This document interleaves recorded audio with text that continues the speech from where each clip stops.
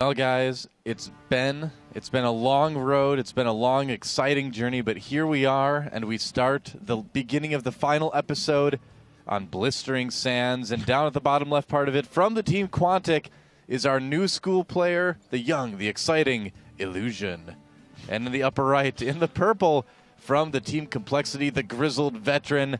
He has the scars of many games on this map. It is Complexity QXC. In fact, his stats are, he has a winning record on this map overall in TVT. So, pretty good map for our veteran here to start things off with. I'm all hot and bothered after your description of Illusion, I must say, but that's neither here nor there. So, grizzled veteran doesn't get you as hot and bothered, apparently? No, unfortunately. That's the young new thing. But, okay. So, here we go, guys. QXC versus Illusion. Best of 5 now. And I do want to let you guys know, so we have Fight Club tomorrow at 5 p.m. as we see Gas First being taken for Illusion, actually, and for QXC as well. Big changes to our schedule starting next week. Yeah, no kidding. On Tuesday, Team Arena Challenge 3 is going to start. We're moving our schedule back a couple of hours, starting at 2 p.m. Tuesday through Friday each week. Doa is going to have a brand new show for you guys, starting with Cartographer on Tuesday, which I'll let him talk a little bit more in a bit. Thank you. Then, yeah, no problem. And then at 3 p.m., we are going to have Team Arena Challenge 3, the proper start of the 24-team season. So our normal scheduled programming is moving back a couple of hours. The pre-programming starts at 2. The matches start at 3 p.m. Pacific every day of the week now.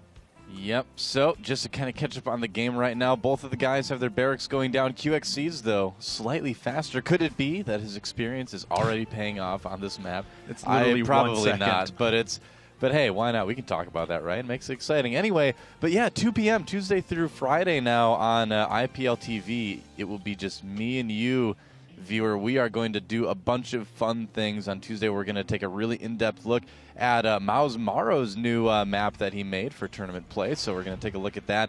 And then we've got a lot of other shows as well, shows with pros, shows with fans playing UMS games with the staff here at IPL, and maybe a couple pro players as well.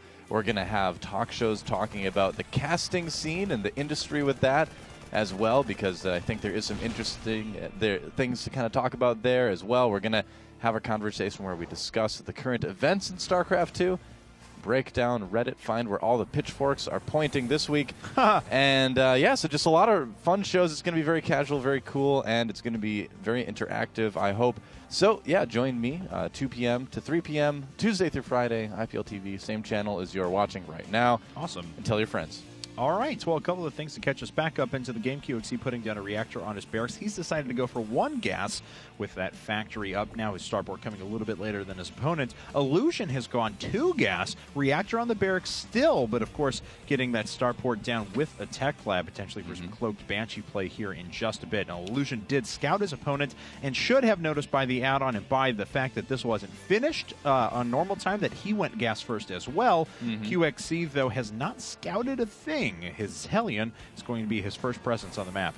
Yep, that's right. And QXC appears to be going for that Marine Hellion medevac build, which is so good in TVT these days as well. But, you know, it could definitely work on Blistering Sands as well. So it's kind of cool. We've got QXC doing a relatively, quote-unquote, newer build in TVT on this very old map. And the question is, will he be ready for these Cloaked Banshees? I mean, with the build that QXC is doing, your Marine count is pretty good, but you don't really have any of the upgrades. You don't have shields, you don't have +1 or anything like that, so Banshees can end up doing a little bit more damage.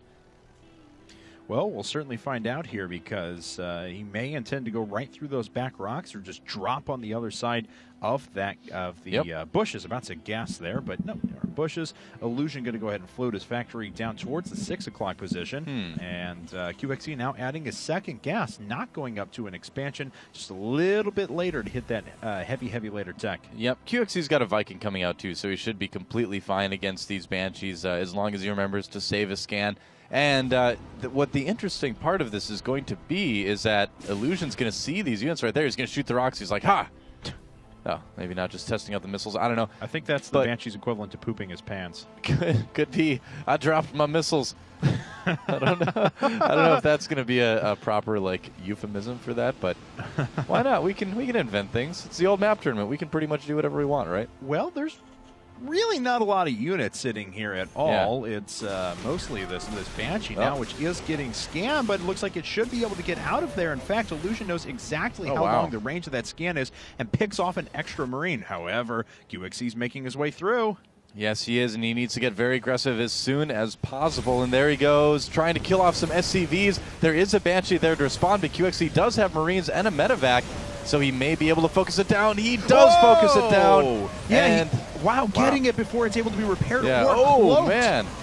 Oh, QXC. Oh, those SCVs are roasting. Oh, man, he could have gotten just one more hit. That would have killed quite a few of them. As it is, he did a decent amount of damage. Yeah, he's actually in a pretty good spot now. Yeah. As we can see, he's up by 4 workers. He's got the missile turret sitting back home. He's already moved over to a Raven himself and starting to get that tech lab to move into siege tank production. One advantage, though, I guess that Illusion does have is this slightly proxy factory is already producing tanks. Well, the thing is what he's going to do is try to roll up by QXC's natural and hit that, presuming that his opponent eventually expands. That's kind of the plan there for Illusion. But first we're going to... Oh, there we go. We're going to get back into the game. Short pause there. All right, we're back. It's okay. It's fine. Don't worry. Things are good. We have the technology. Live production. These things happen. Vehicle of technology, etc., etc. Did you Vehicle of esports is technology. I messed that up. I'm sorry, Tasteless. Did you ever realize that the Raven is a robot? There's nobody driving it? What is this? Here, I don't... That's someone operating it remotely, man. Oh. Yeah. See, nobody realizes that. Seriously. I did not know. 90% of the people I tell that to, they're like, wait, really? And then I'm like, yeah, look, it's remote. It's like it's a drone, man. That's why it has like that robotic robot voice. Ah. You know? Okay. Well, it's the more you know. The more you know, yeah. I know all the Starcraft facts, man. All of those facts. It's I'm true. Impressed. Thank you. You should be. A wealth of knowledge. That's good. And, the Raven. Yeah, has to watch out here. Oh, the Raven. Back away. Might quoth nevermore if it takes another couple hits from that Viking. That's so Raven. All right, that's so Raven. Here comes Illusion now, and unfortunately loses one of his tanks right up at the front. Auto turret goes down as well. Oh, wow. Not a good position here for Illusion. Getting forced back now, down by 18 supply. QXC going to continue in and do a little bit more damage. He does have a Banshee up of his own and is fine with taking some hits on it to make sure that the tank goes down. Yeah, I would say that's totally worth it. And this looks so much like an old TVT on this map, too. It really does. Players just kind of chasing each other back and forth through the middle with little armies like this. This is truly kicking it old school, but I'm not sure if Illusion is a cool enough kid to hang with the likes of QXC on Blistering Sands. We'll see. I don't know. QXC definitely has an advantage right now. That's for sure. Yes, he does. And Illusion is sitting on, let's see here, 10 Marines to his opponent's 12, 1 tank to his opponent's 3, 1 Viking to his opponent's 3, and QXC does have a Banshee and a Raven on top of all of that. So he's sitting in a pretty nice position. Yep, bringing a couple SCVs even with that as well. Wouldn't be bad to repair that Viking and the Raven. Oh, yeah, very much so. Yep. He does have enough for a point defense drone if he wants to win that air war. No, actually just dropping down a couple of auto turrets ahead of time. That's how he's going to choose to win the war game, the air game, that and with the SCVs repairing up his stuff. Ooh, killing that gas definitely does help when it's a one-base CVT. And here we go. Here's the attack. The Raven suiciding in to try to tank some damage. It does go down. The Vikings landing as well. Yeah. And QXC killing so many SCVs here, even if he gets pushed back. I think we're going to see a GG from Quantic Illusion. There it is. There it is. And